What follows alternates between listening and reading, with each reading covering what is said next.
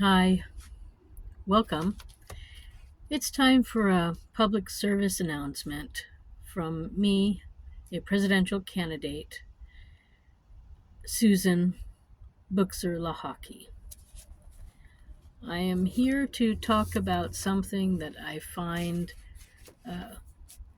we keep getting confused by. The media confuses it. Uh, Sadly, presidential candidates confuse it. I mean, even I was once confusing the two until I sat down and looked at the situation.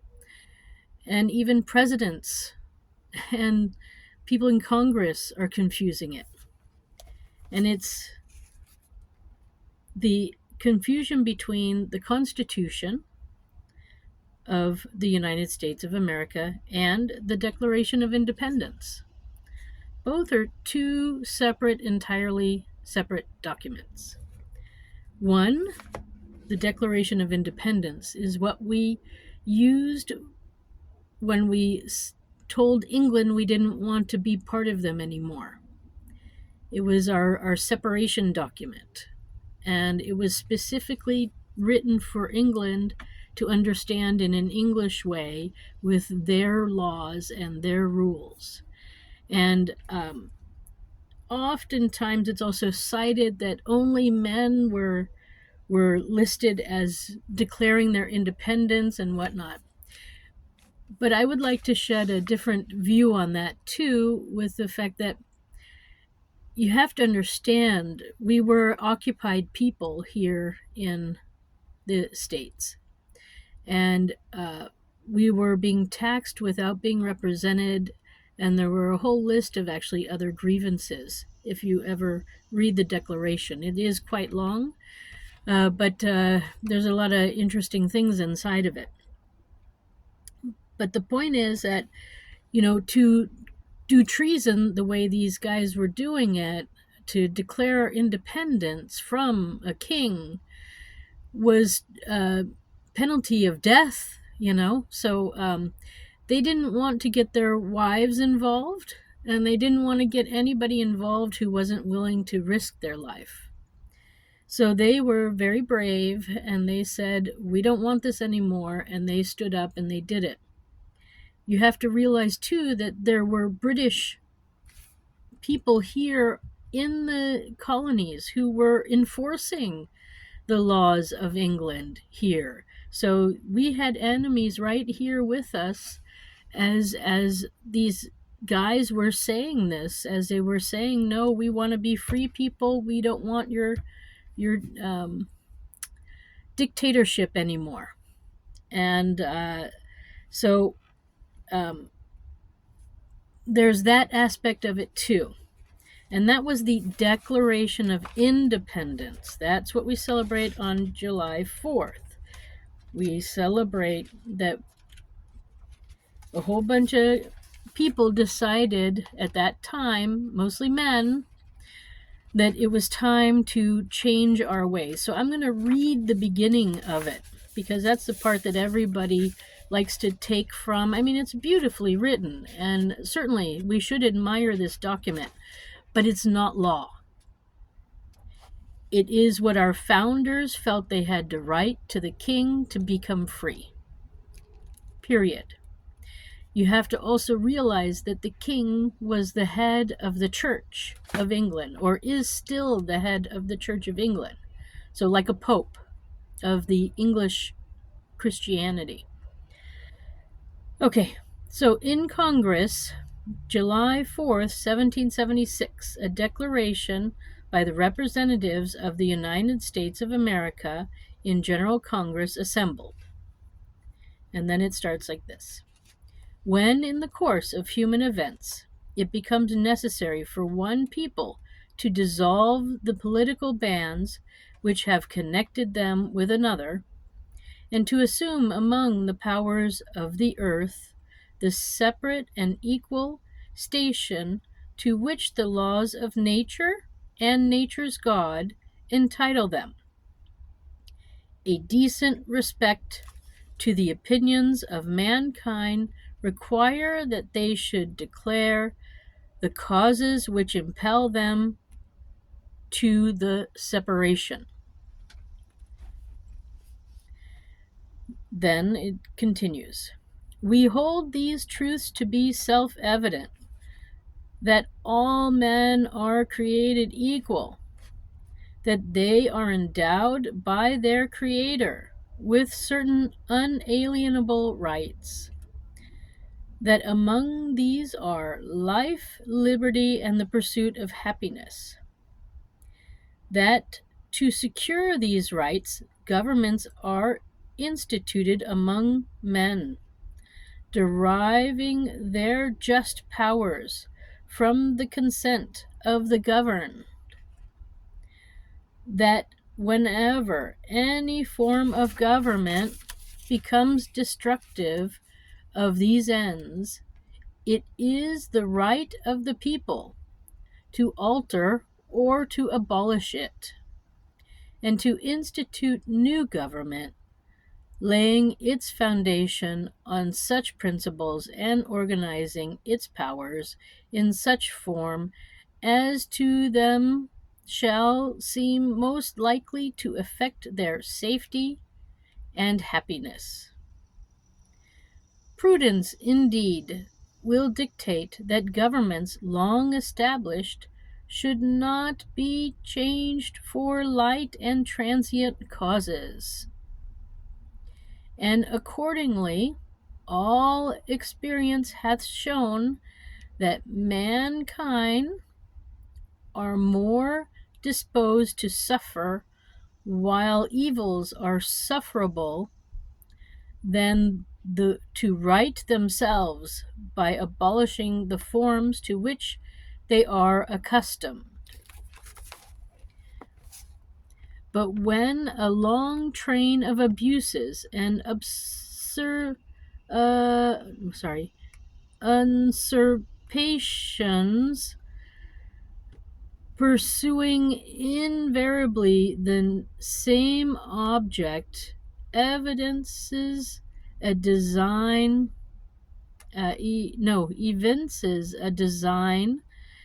to reduce them under absolute despotism. It is their right, it is their duty to throw off such government and to provide new guards for their future security.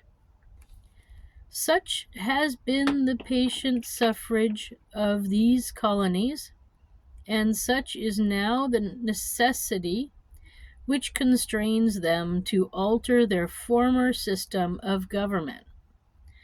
The history of the present King of Great Britain is a history of repeated injuries and usurpations, all having in direct object the establishment of an absolute tyranny over these states. To prove this, let facts be submitted to the candid world. And then it goes on to list the grievances. So that is the Declaration of Independence. That's where we get that,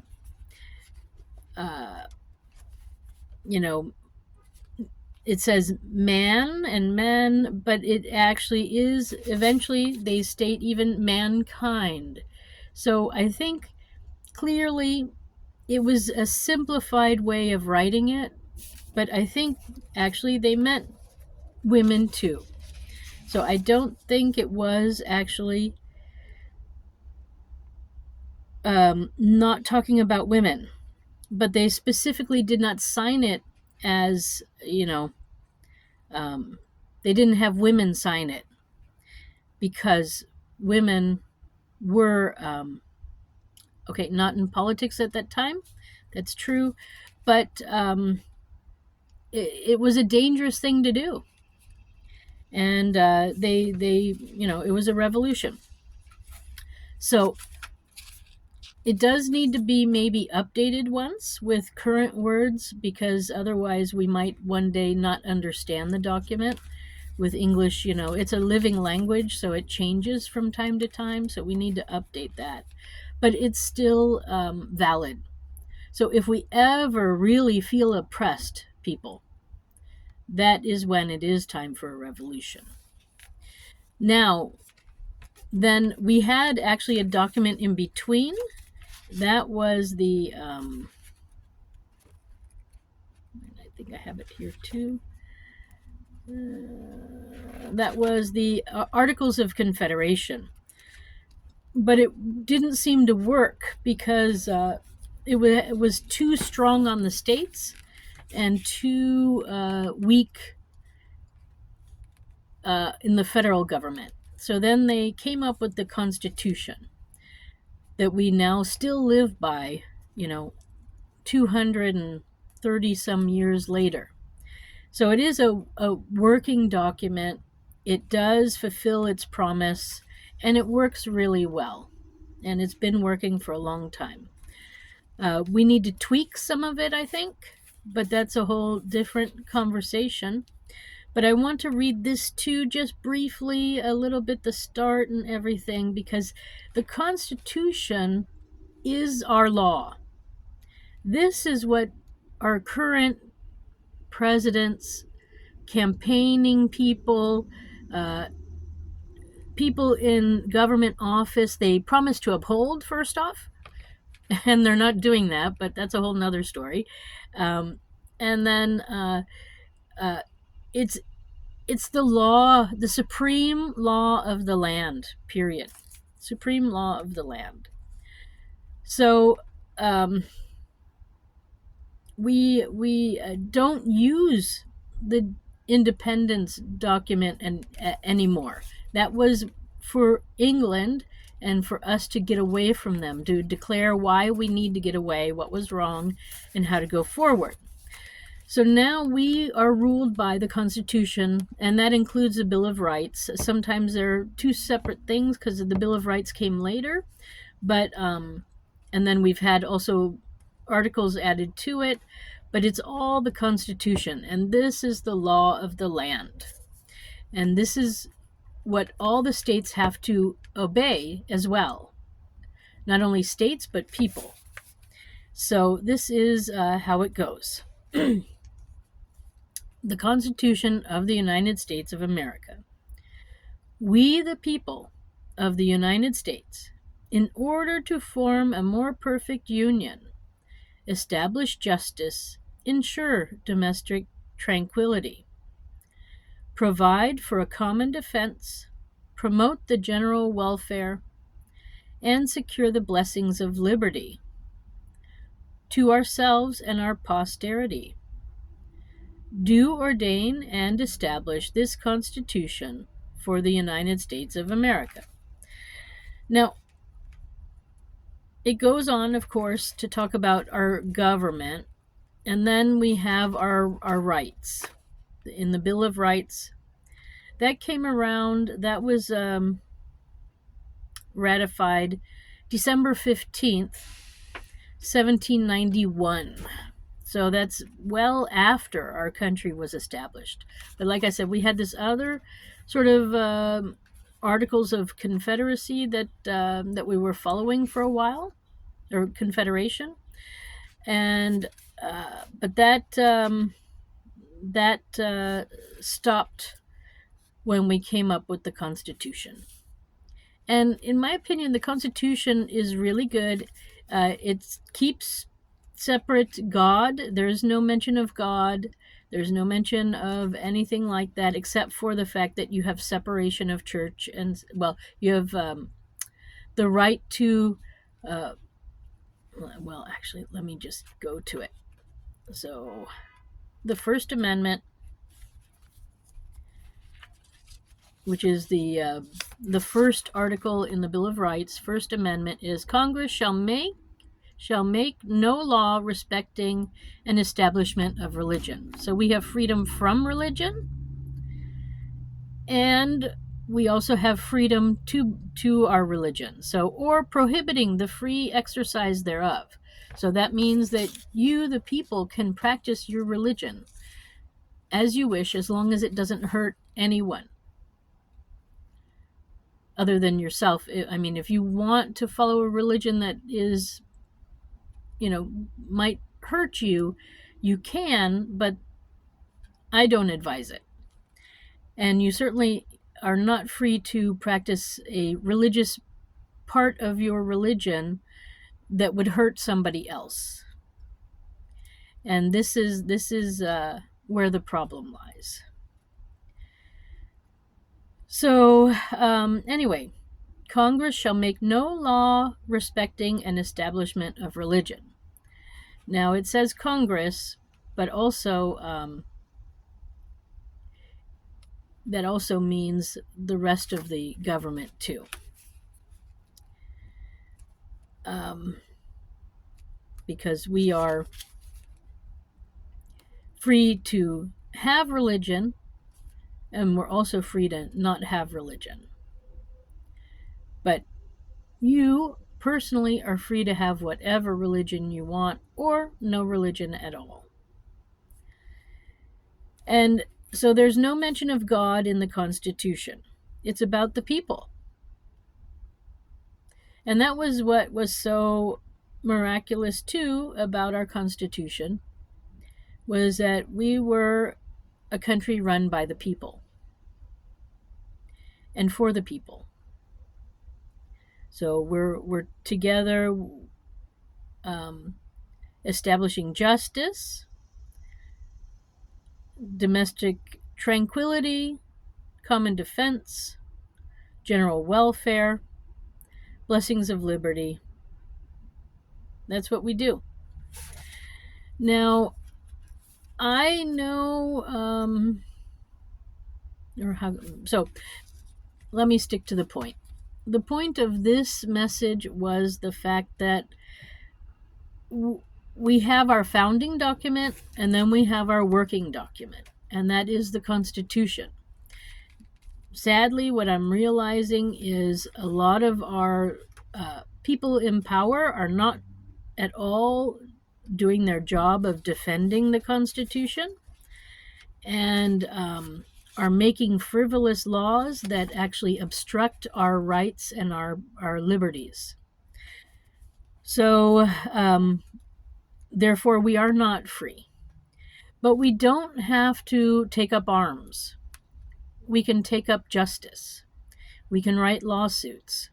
And we can stop this bad behavior from our leaders. So let me read to you what the president promises to do in his oath, or her oath. And where is that? The oath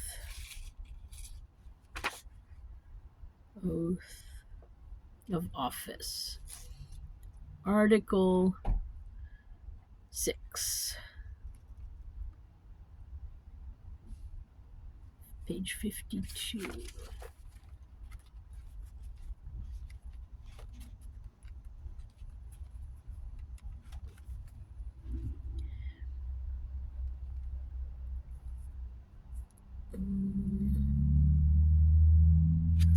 No, that's not it.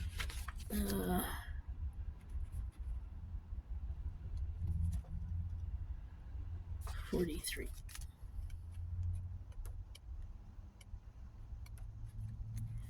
Okay.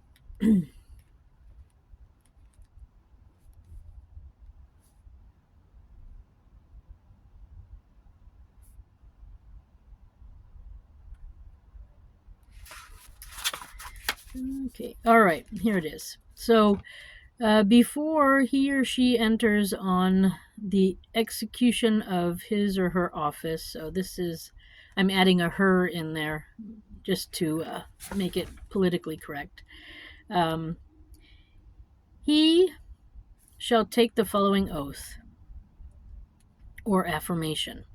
I do solemnly swear or affirm that I will faithfully execute the office of President of the United States and will, to the best of my ability, preserve, protect, and defend the Constitution of the United States. So it doesn't mention God, it mentions the Constitution. And that is what a president and a vice president is supposed to do. That's actually what everybody in Congress is supposed to do. That's actually what the military is supposed to do. But for some reason, a lot of these people mention God when they say this. And I don't know why, because there's no mention of God. And God shouldn't be coming in the middle of the people and the Constitution. And if you feel that your God is more important than our Constitution, then that's treason, and you should not be in office. So, we are a government of the people, not of God. And we are a government of the people, not of the House of Representatives, and not of the Senate, not of Congress, but of the people. And right now, I've heard from a lot of you that none of us are being heard. So I'm going to recommend that the people read the Constitution. It is not long. And if you need help understanding some of the wording because it's very old, there are translations online that can give you ideas of how that phrase should have been understood at that time. And that's why we need to update this, because soon nobody's going to understand it the way it's written. So I do want to update the Constitution to modern language. And I recommend that at least every 100 years that happens. But for right now, we have what we have. And we do need to know it and read it. And there is the 14th Amendment, which is a very important amendment, which clarifies a lot of the issues we have today. I'm going to read the 14th Amendment to you, Section 1. All persons born or naturalized in the United States, comma, and subject to the jurisdiction thereof, comma, are citizens of the United States and of the state wherein they reside. Period. No state shall make or enforce any law which shall abridge the privileges or immunities of citizens of the United States. I'm going to repeat that. No state shall make or enforce any law which shall abridge the privileges or immunities of citizens of the United States. Nor shall any state deprive any person of life, liberty, or property without due process of the law, nor deny any person within its jurisdiction the equal protection of the laws.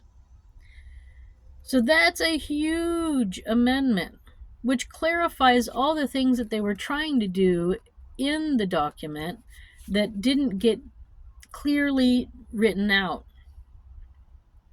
The 14th Amendment, the first section. So, if that speaks to you, if you feel like your privileges are being abridged, write up a lawsuit, do it pro se, and sue your state. Sue all of the states if it's in all of the states. So it is your right to sue. It only costs $400 to start a lawsuit on your own behalf, and you don't have to go to jury. You can do it just by writing, just by judge's judgment. So anyways, it's not hard. It's not expensive. You can do it. But read the document. This is the law. These are the laws that we are, as a citizen, allowed to, and this is the supreme law. This outpaces any law your state can make. This is the law of the land. And those are the two documents. They get confused all the time by the media, by presidential candidates, by people trying to sell you garbage. Don't let them confuse them. They are two separate documents. One is the law of the land. One was what we wrote to England to gain our independence. They're not the same documents. They don't have the same power. The Constitution has the power. That's the document we use. All right. So, thank you. I wasn't planning on going this long, but it did go this long. So I hope you enjoyed my discussion about the Constitution and the Declaration of Independence and how they are two different documents. I wish you a nice day, and I am running for president. This is a 2024, and the election is coming up. I'm trying to get access to all the states so that everyone could vote for me. So far, I'm doing write-in candidate status, and that's not getting me very far with our current states enforcing laws that are infringing on your rights.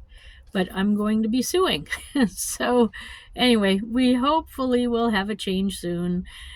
And as you know, I do have a lawsuit pending with the Supreme Court exactly on the concept that registering to vote is unconstitutional. It Again, the 14th Amendment, it infringes on our rights to vote, and our right is not to register to vote to have our vote counted.